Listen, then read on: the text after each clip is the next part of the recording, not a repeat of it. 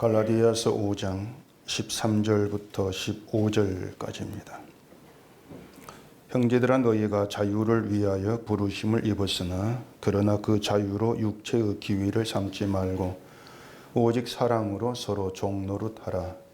온 율법은 내 이웃 사랑하기를 내 자신같이 하라 하신 한 말씀에서 이루어졌나니 만일 서로 물고 먹으면 피차 멸망할까 조심하라. 아멘. 기도하겠습니다. 우리가 함께 모여서 말씀을 듣고 하나님을 찬송할 수 있는 이 관계가 어떻게 해서 이루어진 것인가를 오늘 이 말씀 안에서 배우기를 원합니다.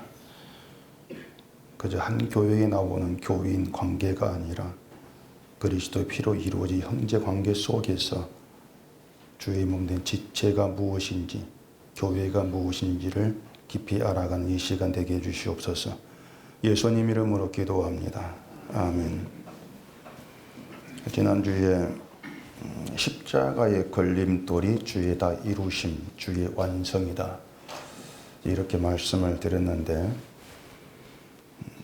그 말은 사람이 견디지를 못하는 것, 그것이 내가 해야 될 일이 없는 믿음의 세계다. 이러한 그 뜻이 됩니다. 내가 해야 될 일이 없다는 그 믿음은 사람들이 그 평소에 생각하고 알고 있는 믿음과는 전혀 다르죠. 사람들이 생각하고 있는 믿음은 내가 해야 될 일이 있는 겁니다. 열심을 요구하는 것이 믿음이라고 생각이 되고 또 그런 믿음이 하나님께 기쁨이 되고 또 그에 대한 보상으로 내가 원하는 것을 응답받는다는 그런 구조로 되어 있는 것이 사람들이 알고 있는 믿음이 되는 것이죠. 그런데 내가 해야 될 일이 없는 게 주가 다 이루신 십자가고, 그래서 십자가를 믿는 믿음은 우리에게 행함을 요구하지를 않습니다. 다시 얘기할게요. 십자가를 믿는 믿음은 우리에게 그 어떤 행함도 요구하지를 않습니다. 그런데 그런 말을 이제 사람들이 받아들이겠냐고 하는 것이죠. 사람들이 알고 있는 그 믿음이 내가 행함이 있어야 된다고 그렇게 알고 있는 그 믿음이 아무것도 할 일이 없는 그게 십자가의 믿음이다. 그런 내용을 받아들이지를 못하죠. 그래서 인간의 믿음은 그 십자가의 믿음을 튕겨내게 되어 있습니다.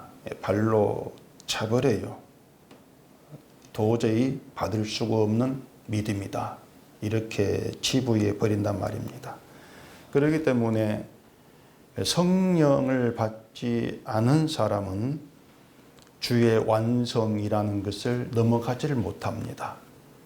절대 스스로 주의 완성의 세계, 주가 다 이루셨다.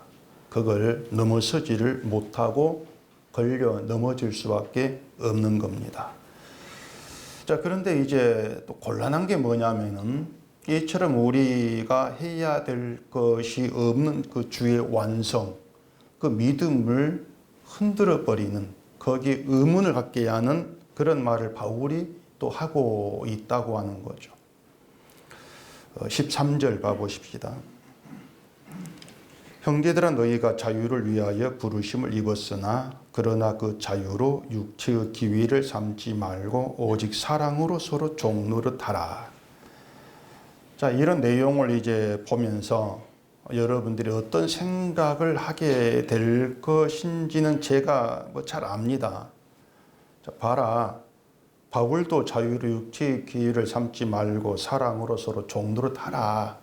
이렇게 말하지 않고 있냐고 하는 거죠. 그렇다면 우리가 자유를 핑계대면서 아무것도 하지 않아도 된다. 이렇게 말한 건 잘못이다. 사랑으로 서로 사랑하고 종노릇 하는 거, 이게 맞지 않느냐. 그렇게 얘기가 나와질 수밖에 없는 거죠. 아마 이런 생각들을 많이 할 거란 말입니다. 제가 말씀을 드리는 것은 이제 그렇게 생각하는 게 잘못은 아니에요. 사실 바울이 말한 것을 문자 그대로 해석한 그런 생각이기 때문에 뭐 내용상으로는 잘못되었다 이렇게 얘기할 수가 없는 거죠. 다만 제가 이제 말씀드리고 싶은 것은 그 사랑으로 서로 종노릇 하라 이런 말에서 무엇을 상상을 하시냐고 하는 겁니다. 뭘 상상을 합니까? 일단 종이라는 단어에서 생각을 하는 것은 종은 주인을 섬기는 자, 낮은 위치에 있는 자, 그런 생각을 하게 되죠.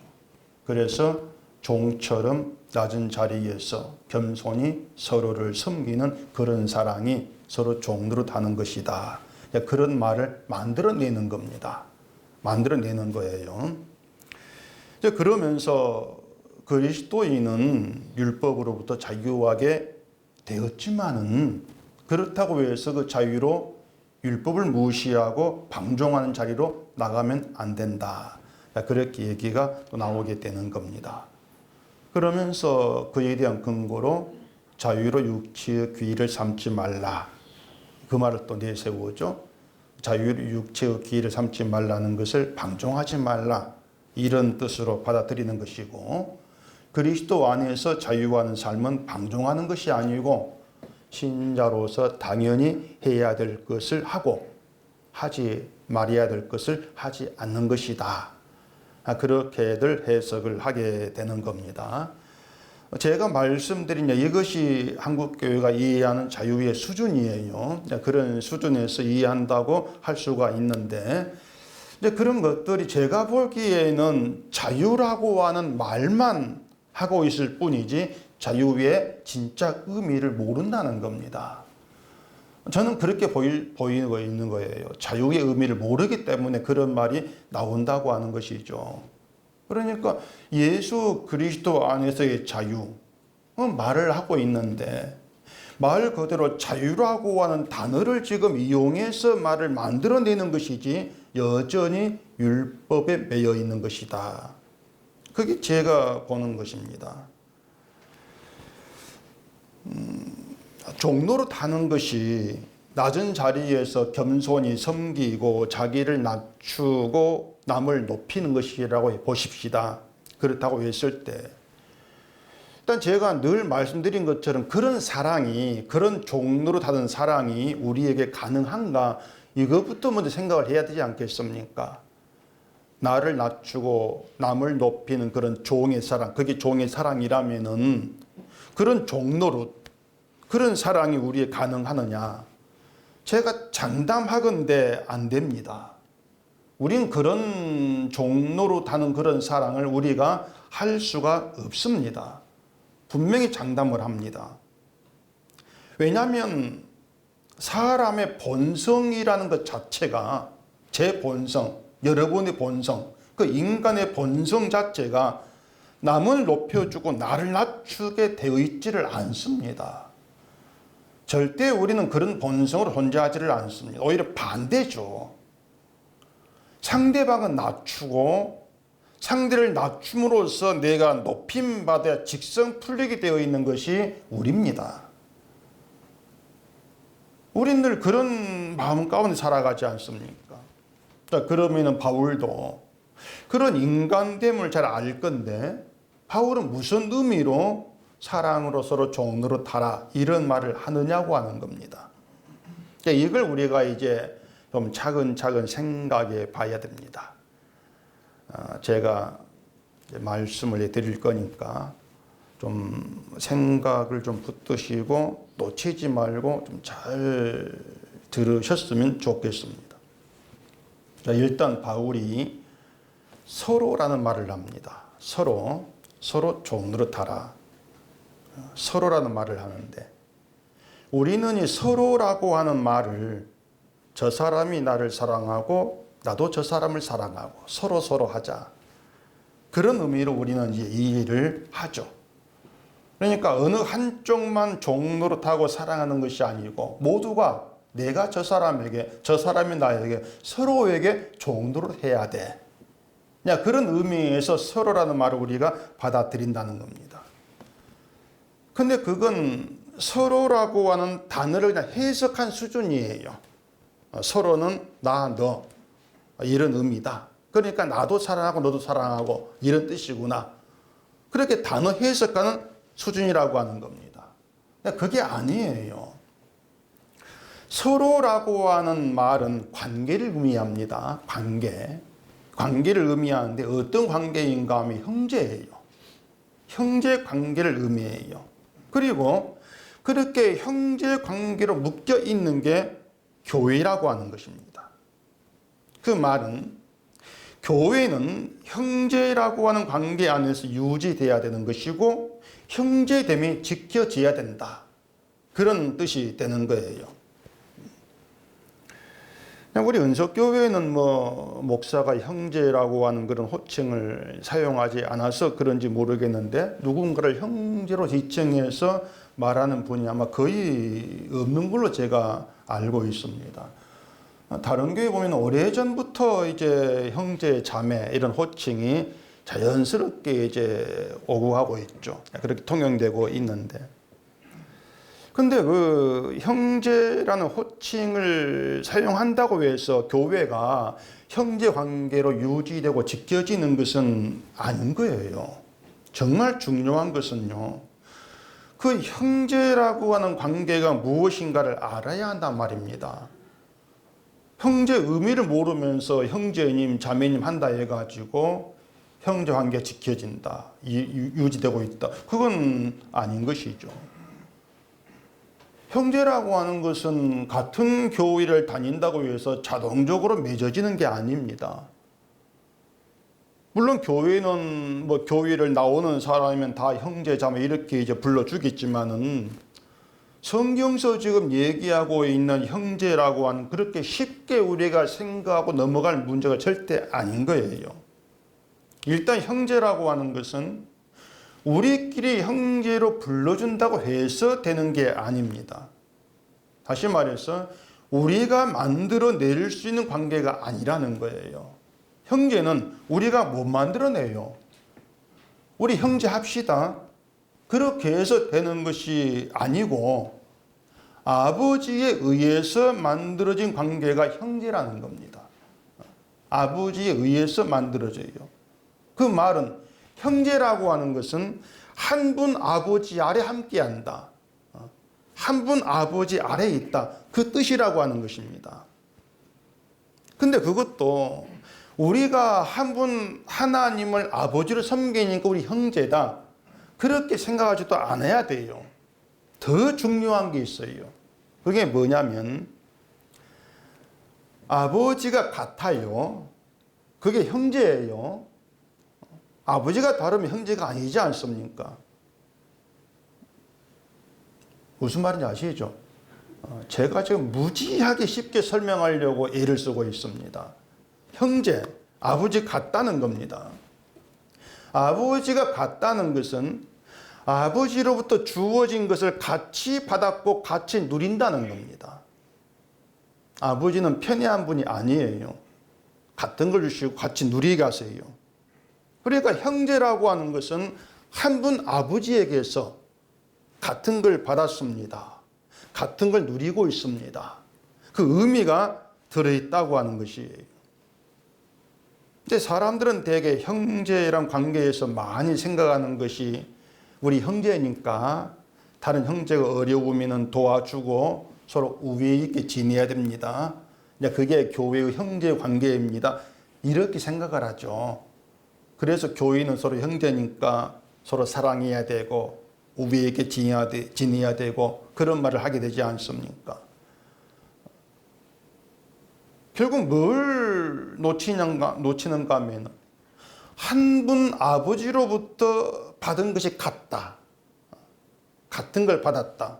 그리고 같은 걸 누리고 있다. 그 형제 관계라고 하는 것을 생각하지를 않는 거예요. 이걸 제가 구약의 출애굽 사건으로 설명해 오면 이렇습니다. 하나님이 애굽에 장자 재앙을 내렸습니다. 애굽의 장자는 다 죽었는데 이스라엘 장자는 죽지를 않았어요. 죽지 않은 이유는 문설주에 바른 어린 양의 피 때문이었죠. 죽음의 천사가 이스라엘의 장자구나, 이것 때문에 죽이지 않는 것이 아니고 문설주에 바른 어린 양의 피를 본 거예요. 그 피를 보고 죽이지 않는단 말입니다. 그렇게 해서 이스라엘은 어린 양의 피로 인해서 죽음을 넘어선 살아난 경험을 가진 형제 관계가 돼요. 그게 이스라엘이에요. 어린 양의 피로 우리가 살았구나, 그 경험 아래 있는 거예요. 자, 그런 형제로 애굽을 나와서 광야로 들어갑니다. 홍해 앞에 나와서 섰습니다. 홍해를 건널 때도 어떤 사람 배를 타고 가고 어떤 사람은 헤엄쳐 가고 그런 것이 아니죠. 갈라진 홍해를 같이 건넙니다. 모두가 똑같이. 홍해를 가른다는 것은 사람의 힘으로 할 수 없는 일이에요. 그래서 홍해를 걷는 것도 사람의 힘으로 할 수 없는 구원을 경험한 거예요. 애굽에서 장자가 살아난 구원을 경험했고, 홍해를 건너면서 사람 힘으로 할 수 없는 구원을 경험한 것, 같은 경험 아래 있죠. 같은 구원을 누리죠. 그게 형제란 말입니다. 장자 재앙에 죽지 않은 것도 사람 힘이 아니고 홍해를 걷는 것 사람 힘이 아니라 아버지가 하신 일이다.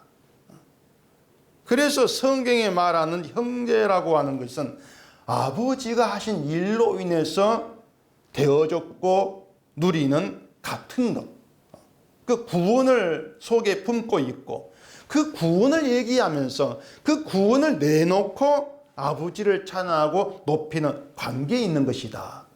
그게 형제이기 때문에 그 형제 관계에서는 나올 수 없는 게 있습니다. 그게 뭡니까? 내가 한 일.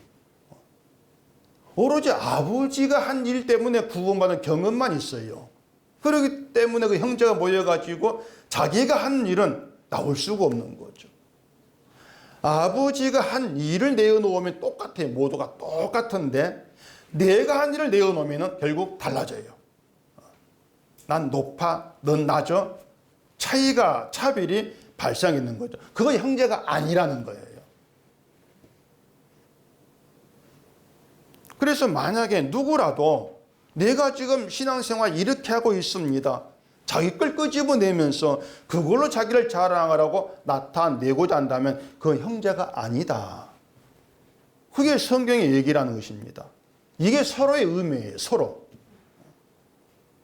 그래서 서로라고 하는 말이 의미하는 것은 너희들 서로 좀 도와주라, 서로 섬기라, 이런 의미로 하고 있는 것이 아니고 형제 관계에 있는 너희 서로, 너희에게서는 너희 것이 나올 건 아무것도 없다.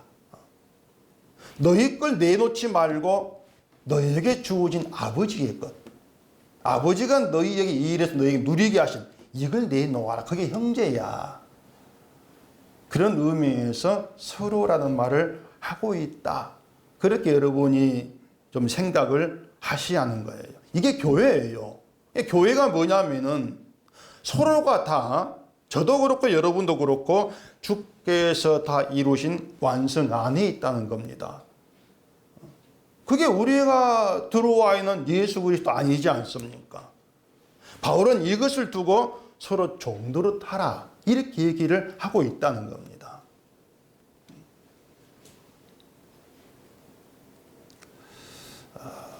이해가 되셨는지 자꾸 제가 좀 묻고 싶은데, 이 사람들은요, 이 성경에 있는 하라, 이 하라라고 하는 말을 자꾸 나에게 어떤 실천을 요구하는 그런 말로 자꾸 듣게 됩니다.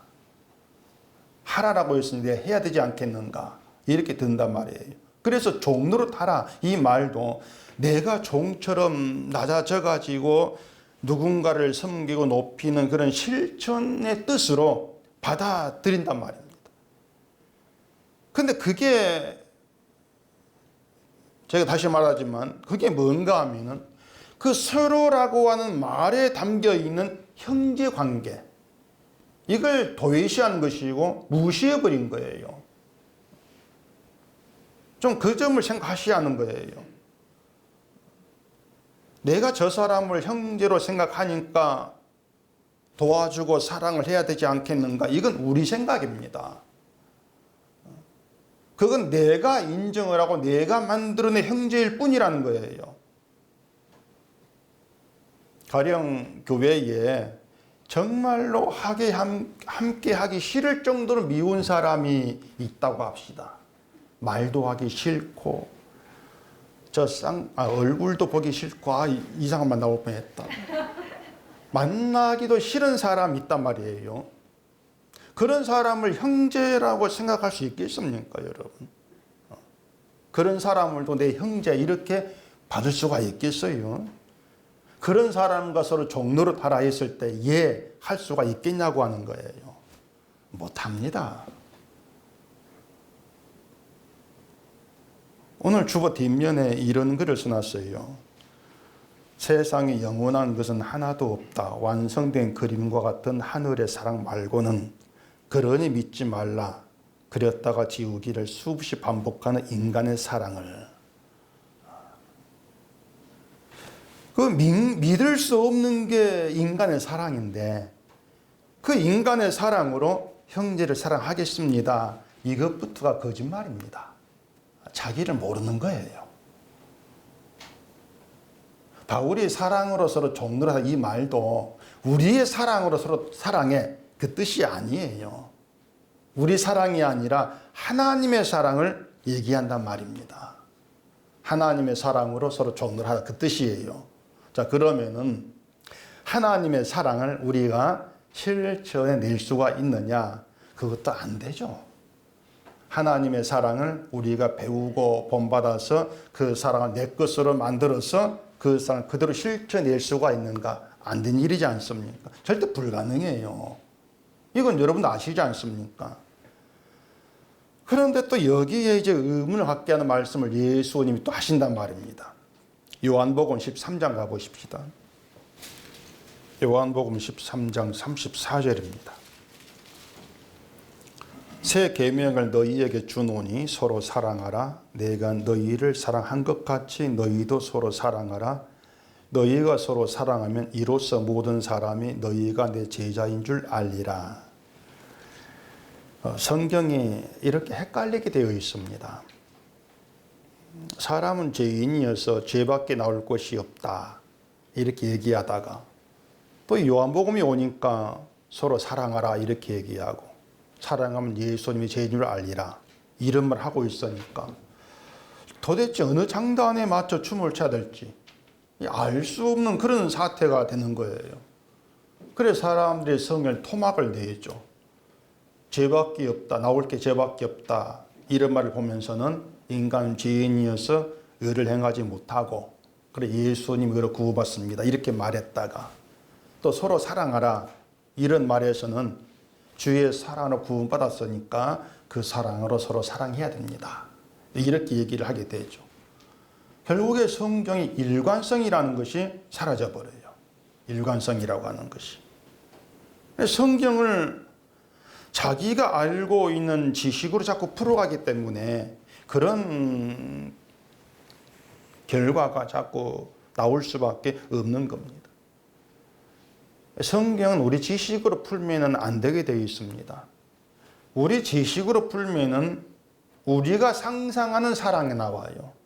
우리가 상상한 사랑이 나오고 우리가 알고 있는 실천이 나올 수밖에 없는 것이죠.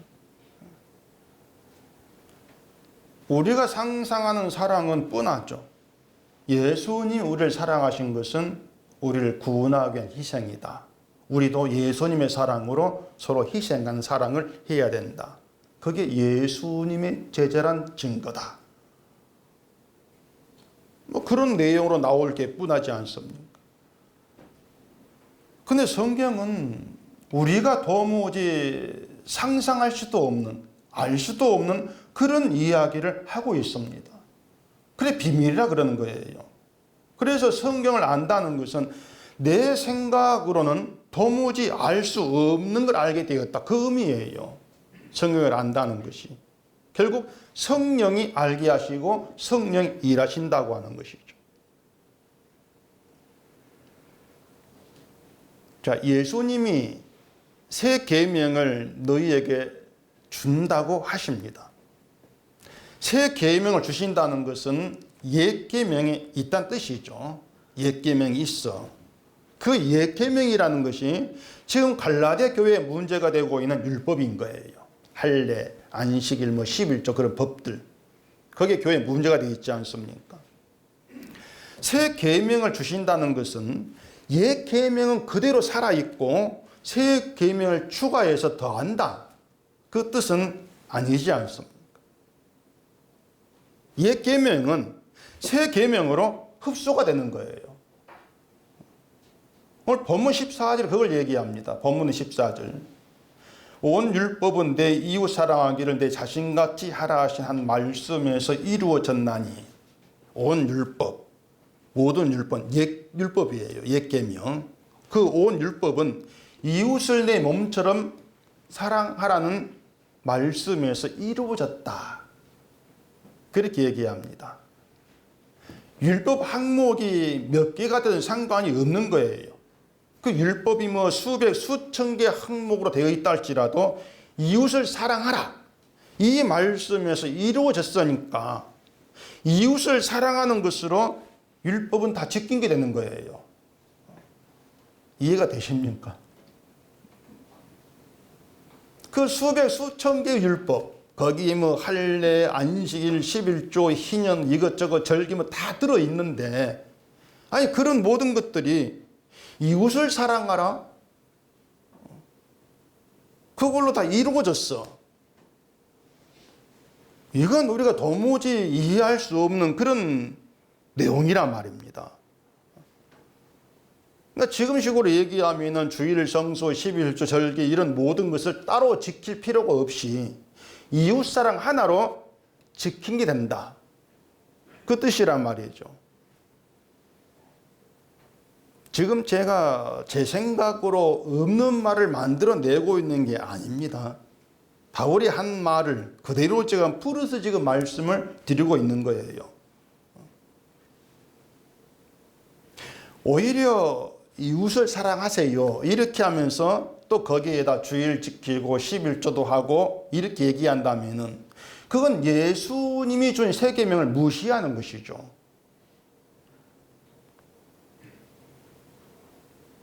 자, 그러면 이제 우리는 예수님의 그 말씀 안에서 주일, 11조, 다른 율법 이걸 생각할 필요가 없습니다.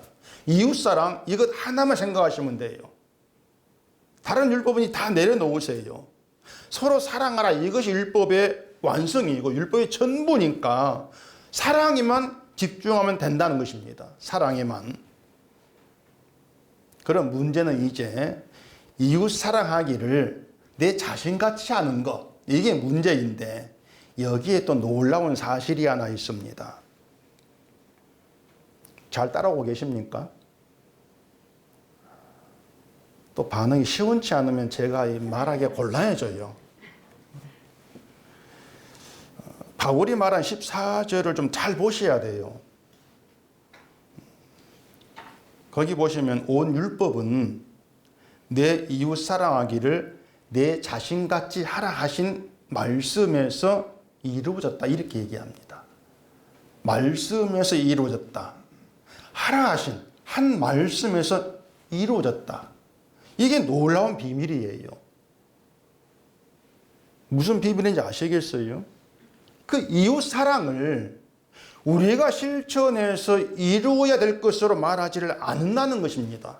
말씀에서 이루어졌다는 거예요. 말씀에서라는 말씀 안에서예요. 말씀 안에서 이루어졌어.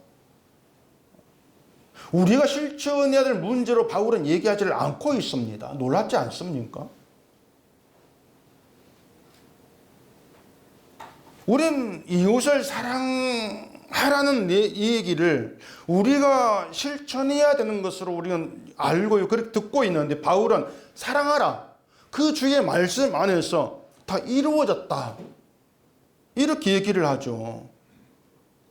자, 그러면은 새 계명도 우리가 이루어 실천해야 될 문제가 아닌 게 돼요. 서로 사랑하라, 그 말씀이 이루어졌으니까 결국 옛 계명이든 새 계명이든 우리가 실천해야 될 것은 없다는 것입니다. 아무것도 없는 거예요.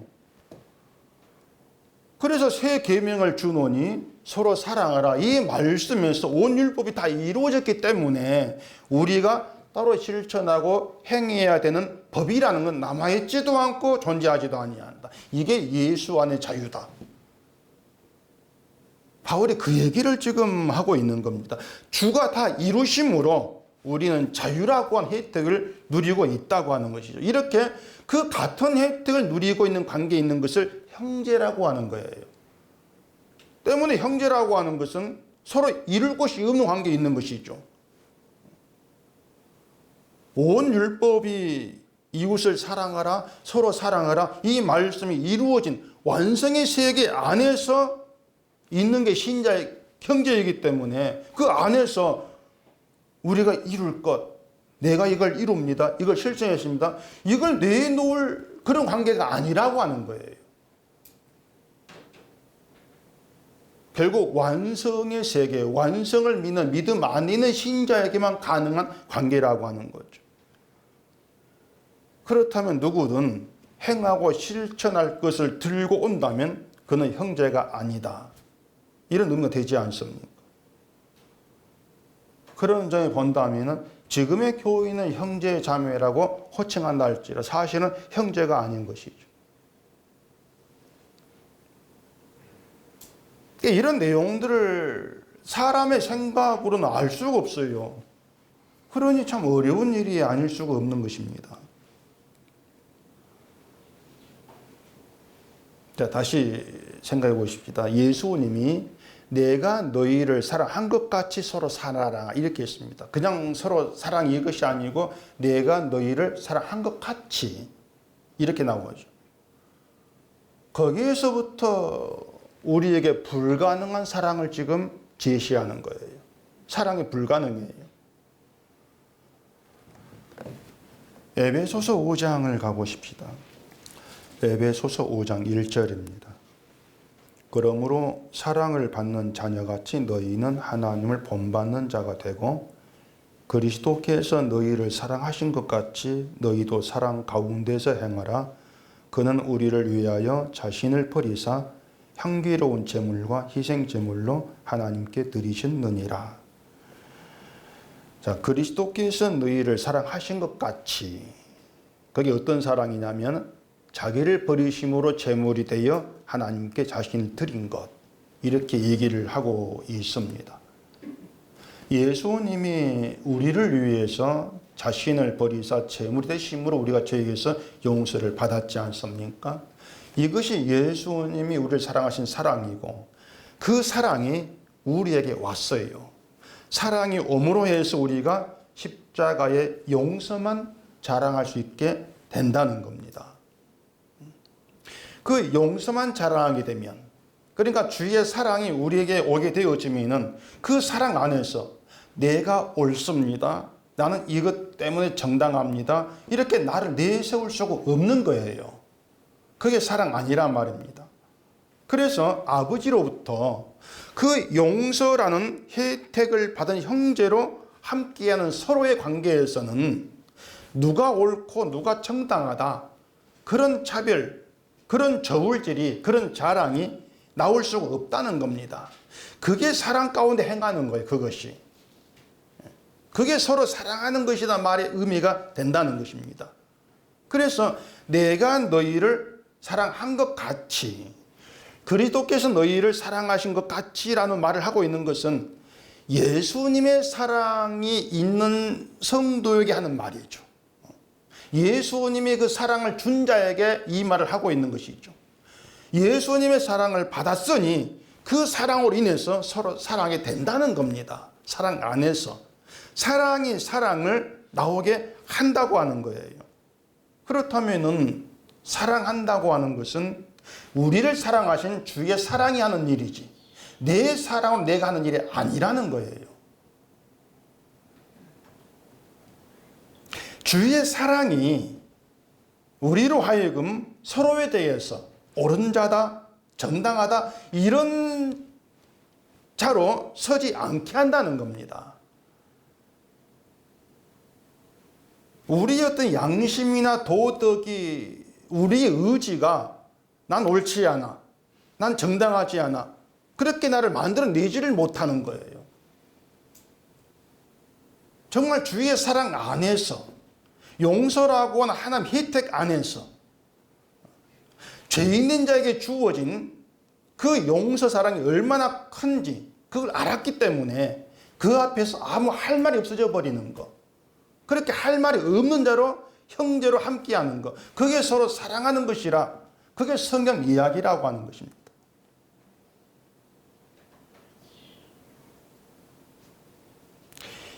예수님께서 사랑하신 자가 있습니다.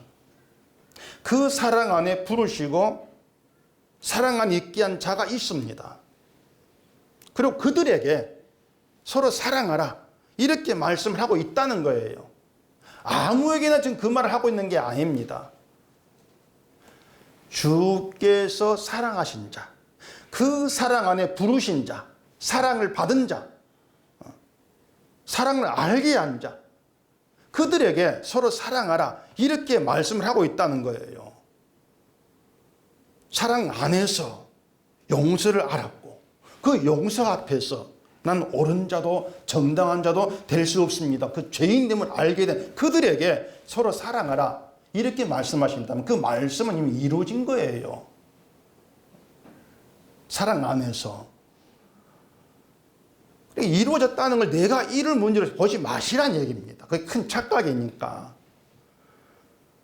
그렇기 때문에 온 율법은 말씀에서 이루어졌다 이렇게 얘기하고 있는 것이고 말씀에서 이루어졌기 때문에 우리가 이룰 건 없다. 이게 바울이 얘기하고자 하는 내용이란 말입니다. 그렇다면 할례든 안식일은 어떤 율법도 인간을 정당한 자로 옳은 자로 만들어내지를 못하는 거죠. 뭘 한다 할지라도 그것이 우리를 옳은 자 그렇게 세우지를 못한다는 겁니다. 제가 자주 말씀을 드리는 게 할례를 하고 안식을 지키고 그게 문제가 아니라는 것입니다. 그게 문제되는 게 아니에요. 뭐가 문제라고 하냐면은 내가 지켰다고 하는 것을 나의 정당함으로 삼아버리는 이게 문제라는 거예요. 난 지켰으니까 나 오라. 그게 문제예요. 근데 그게 형제가 아니라는 겁니다. 사랑하라는 것도 사랑을 나의 정당함을 드러내기 위한 수단으로 여긴다면 그 역시 형제가 아니죠. 사랑이 아니죠. 종노릇 하라는 게 그런 의미인 거예요. 서로 종노릇 한다면은 누구도 주인이 아니란 것이죠. 서로가 종노릇 하는데 서로가 종인데 주인이 없는 거예요. 주인은 우리를 서로의 관계, 형제의 관계가 되게 하신 하나님 주인이시죠. 그 주인 되신 하나님 앞에서 같은 혜택을 누리고 있는 그런 관계에서 누구도 옳다고 난 정당하다고 할 수 없기 때문에 그런 의미에서 종노릇 하라. 그 얘기를 하고 있는 겁니다. 13절 다시 봐보십시다. 형제들아 너희가 자유를 위하여 부르심을 입었으나 그러나 그 자유로 육체의 기위를 삼지 말고 오직 사랑으로 서로 종노릇하라. 자, 또 여기 생각할 것이 자유를 위하여 부르심을 입었다는 말입니다. 자유를 위해서. 하나님이 자유를 위해서 불러낸 자가 있는데 그렇게 부르심을 입은 자의 관계가 형제라고 하는 거예요. 그렇다면 부르심을 입은 사람은 자기가 부름을 입은 것이 하나님이 나를 자유를 위해 쓰기 위해서다. 자유를 위한 도구로 불렀다. 이걸 안다는 거죠. 그게 신자예요. 하나님이 나를 불렀어? 왜 불렀을까? 구원의 천국번호 이게 아니에요. 나를 자유를 위한 도구로 쓰시려고. 그게 제대로 알고 있는 거예요. 자유를 위해 부르셨다고 하는 것은 우리를 자유하게 하려고 부르신 것이 아니라는 겁니다. 이걸 오해하지 않으셔야 돼요. 그 5장 1절에 보면은 그리스도께서 우리를 자유롭게 하려고 자유를 주셨다 이렇게 얘기하죠. 우리를 부르시고 자유를 주셨는데 그 목적이 자유를 위해 주신 것이지, 자유를 위해서지 우리를 자유롭게 하려고 주신 것이 아니라는 겁니다. 우리가 목적이 아니라는 거예요.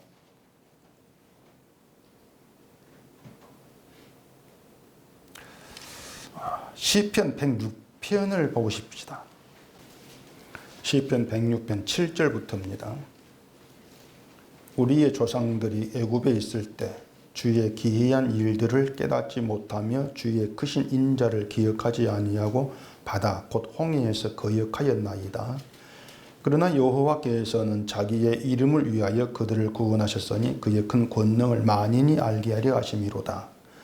이에 홍해를 꾸짖으시니 곧 마르니 그들을 인도하여 바다 건너가기를 마치 광야를 지나가게 하사 그들을 그 미워하는 자의 손에서 구원하시며 그 원수의 손에서 구원하셨고 그들의 대적들은 물로 덮으심에 그들 중에서 하나도 살아남지 못하였도다. 자, 이스라엘의 출애굽을 통해서 구원한 그 구원을 얘기하고 있는 것인데, 이스라엘이 애굽에서 하나님이 내린 재앙을 통해서 구원을 경험했습니다. 근데 하나님의 그 구원, 기이한 일을 그들이 깨닫지를 못했고 홍해에서 하나님을 원망을 합니다.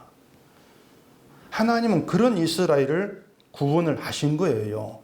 잘한 게 없어요.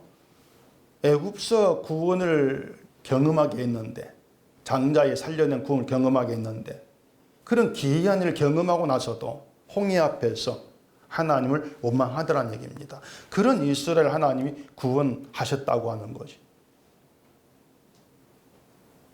하나님을 원망한다. 기이한 일을 깨닫지 못한다. 그러한 점 이스라엘도 애굽처럼 똑같은 존재예요. 애굽처럼 홍해에서 죽임을 당해야 돼요. 그런데 그 이스라엘을 홍해를 갈라서 구원하신 것은 이유가 뭐라 그럽니까? 하나님의 권능, 하나님의 권능을 세상에 드러내고 알게 하기 위해서라 그럽니다.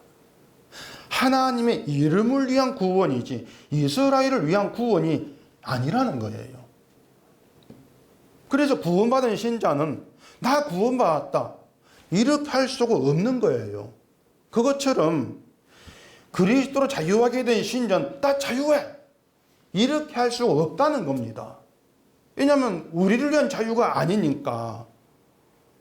자유를 위해서 자유를 주신 것이지 우리 좋아라고 우리 편애라고 자유를 주신 것이 아니라는 거죠. 자, 예수님은 우리 자유를 위해서 십자가에 피 흘려 죽었습니다.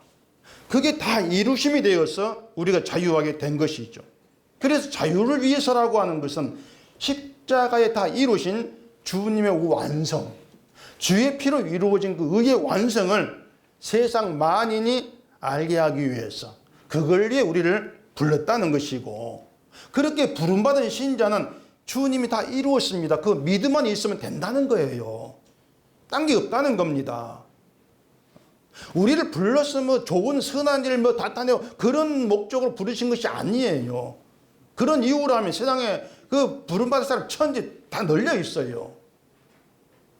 죄인 된 자, 이스라엘 똑같이 늘 원망 내보이고 불평 내보이고 구원받을 어떤 가능성 아무것도 없는 그런 그런 우리를 불러서 자유를 주셨다.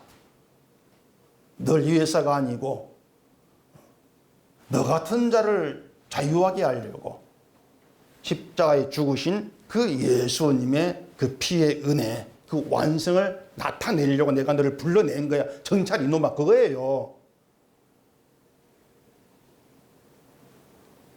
그러니 신자라고 하는 것은 주가 다 이루었습니다. 그 믿음 안에서 우리가 뭘 한다 할지라도 주가 이루신 겁니다. 주가 다 하셨습니다.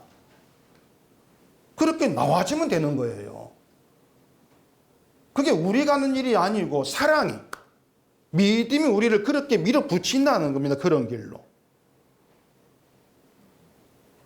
그래서 믿음은 우리로 하여금 행하게 한다, 뭘 이루게 한다, 그런 능력으로 주어지는 게 절대 아니에요. 그런 믿음은 없어요. 바울이 말을 믿으세요. 제 말 말고.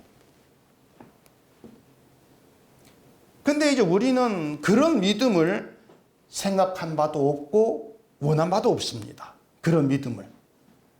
그런 믿음은 재미가 없어요. 일단 재미가 없고 보람도 없어요. 내가 하는 게 없으니까 보람도 없고요. 확신을 주는 법도 없어요. 내가 뭘 해야 그걸 확신을 삼죠. 아무것도 없어요. 그저 주가 다 하셨다. 주가 높임받는 이것밖에 없어요. 주의 자랑만. 그래서 하나님이 준 믿음은요, 우리를 데려가는데 어떻게 데려가냐면은 우리가 원하지 않는 곳으로 데려갑니다. 우리가 원하는 믿음은 자꾸 우리가 뭘 좀 해가지고 날 드러내는 것인데, 하나님의 믿음은 우리가 원하지 않는 길로 우리를 데려가요. 내 자랑, 내 보람, 아무것도 없는 길. 그런 길로 데려가요. 그게 다 이루었다는 완성의 세계죠. 십자가. 그 주의 완성 안에서 우리를 할 말 없는 자가 되게 하고, 뭘 한다 할지라도 내가 했습니다, 내 자랑이 나오지 못하도록 막아버리는 겁니다. 그게 믿음인 거예요. 그리고 주가 되었습니다. 주의 은혜입니다. 그 고백만 나오게 만들어내는 거죠.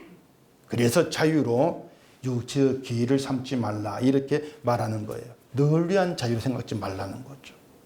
널 위한 자유가 아니다. 난 자유니까 뭘 해도 괜찮아, 그렇게 생각하지 말라는 거예요. 자유를 위한 자유라는 것이죠. 그렇게 형제라고 하는 것은요, 자유를 위해 부름받았다는 것에서 똑같은 입장이 있는 겁니다. 똑같은 입장이 있어요. 자유를 위해 부름받은 거, 그리스도로 자유하게 된 거, 우리에게 자유를 주기 위해서 예수님이 피 흘려 죽으신 거, 그 사랑, 그것도 같아요. 사랑으로 자유하게 된 거. 그래서 내가 주인됨이 나타나지 아니하는 그 사랑으로 서로 종로로 타라, 이게 바울의 권면인 것이죠. 그러니 우리 사랑 다 잊어버리세요. 그 가짜니까 다 잊어버리시고 주의 사랑에만 중점을 두셔야 돼요. 주의 사랑에만. 우리에게 사랑으로 사랑하는 건 사랑이 아닌 거예요. 오히려 그런 사랑은 늘 나를 옳은 자로 내세우고 싶어 하는 거예요. 사랑을 하면 할수록 할 말이 많아지게 돼 있는 것이죠. 그게 가짜 사랑이라는 것입니다. 그런 가짜 사랑을 남발하고 있는 게 교회죠, 사실은요. 교회가 사랑이 없다, 이런 말을 하는 것도 결국 뭡니까? 가짜 사랑을 기대했는데 그 사랑이 성에 차지 않으니까 나오는 불만인 것이죠. 교회라고 하는 건 원래 사랑이 없어요. 교회는 사랑이 없습니다. 사랑이 없다고 생각하고 나오면 교회에게 뭐 실망할 일 없지 않습니까? 교회는 사랑이 없어요. 대신 사랑 안에 교회가 있어요.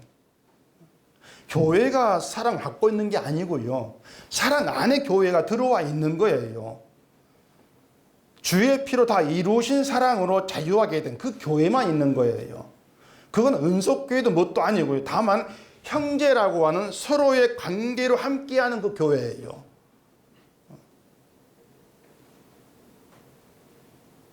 (15절에) 보면은 만일 서로 물고 먹이면 피차 멸망하 조심하라, 이렇게 말하죠. 물고 먹는다, 뭐 욕하고 비난하면서 상대방을 내 밑에 깔아뭉개려고 하는 그런 의미겠죠. 이걸 다시 또 율법으로 들어가면은 우리 그러지 맙시다, 이런 말이 나오겠죠. 바울은요, 그러지 마, 이런 뜻을 한 말이 아니고 사랑하라는 말씀 안에서 온 율법이 이루어졌는데 서로 물고 먹으면서 비난하고 자기의 옳음을 주장한다면 여전히 율법 안에 있는 것이고, 따라서 온 율법을 행할 의무를 너는 가졌다, 그 뜻이에요. 율법 안에 있으니까 넌 온 율법을 다 행할 의무를 가진 거야, 그거죠. 그렇다면 온 율법을 행하지 못한 것으로 멸망을 받아, 그 뜻이죠. 완성이 끊어진 것이니까.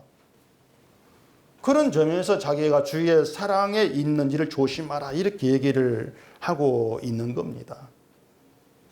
그래서 우리는요, 어떤 뭐 행함이나 뭐 주일 성수를 뭐 하니 마니 이런 문제를 가지고 서로 비난하고 이럴 필요가 없는 거예요. 주의 사랑으로 자유한다, 사랑 안에 있다고 하는 것은 뭐 주일 성수를 한다 안 한다, 11주를 한다 안 한다 이런 데 신경을 쓰는 것이 아니고요, 주의 사랑과 용서에만 모든 관심이 흘러가는 것입니다. 근데 아니, 넌 왜 주일 성수를 말하냐? 그건 율법 매인 거야, 비난한다면은 그건 결국 주일 성수를 말하지 않는 나는 옳다, 그 뜻이 아니겠습니까? 그렇게 우리는 조심하지 않으면 나에게 속게 되어 있습니다. 그게 인간성이니까 늘 속아요, 우리 자신에게. 근데 그게 서로 물고 먹는 것이기 때문에 조심하라고 하는 것이죠. 여러분의 믿음이 옳은가 그런가 중요한 문제가 아닙니다. 거기에 신경 쓰지 마세요. 그래봐야 결국은 여러분이 행하는 것으로 믿음을 판단하는 게 전부일 뿐이에요. 믿음은 우리를 원하지 않은 곳 들어간다 그랬습니다. 원하는 그것이 주의 완성인 십자가라고 했죠. 그 믿음이 우리의 주인 되어서 우리를 데려가고 있는 거예요, 십자가로. 그것만 생각하시면 돼요. 그렇다면 평생 뭐 믿음으로 산다고 애썼다는 이런 말도 할 수 없는 것이죠. 주 예수를 믿으라는 것도 우리 소관이 아닌 거예요. 믿음이 우리를 예수를 믿게 만들어내는 것인데, 어떤 예수인가 하면은 우리를 자유롭게 하려고 자유를 신 그 예수를 말한 것이죠. 그 예수 안에서는 믿음 복 받는다, 이건 없어요. 왜냐하면 자유를 주려고 피 흘려 죽은 사랑이 전부이기 때문에. 우리는 그렇게 주의 사랑으로 형제 관계로 나와 있는 겁니다. 부름 받았어. 우리가 맞는 것이 아니고. 사랑이 영역 안에 있기 때문에 내가 나를 책임지지 않아도 되는 것이고요, 내가 만들어낼 의로움도 없는 거예요. 다만 자유 안에서 주의 사랑과 용서로 풍성해져 가면 되는 거예요. 그게 신자됨이에요. 죄는 그대로인데 늘 나의 어떤 불평, 불이함 이건 그대로인데 구원받았어. 이 자유가 여러분의 기쁨으로 늘 풍성해져 가기를 바랍니다. 기도하겠습니다. 우리 아버지 하나님, 늘 아무것도 모르고 자유를 얘기했고 형제를 얘기했습니다. 이제 오늘 말씀 안에서 주의 사랑 안에서 맺어진 형제가 어떠한 것인가를 깊이 돌아보게 하시고 우리의 모든 관심이 오직 사랑으로만 흘러갈 수 있도록 우리의 심을 주관하시고 그 사랑만 내어놓고 자랑하는 저희가 되게 해주시옵소서. 예수님 이름으로 기도합니다. 아멘.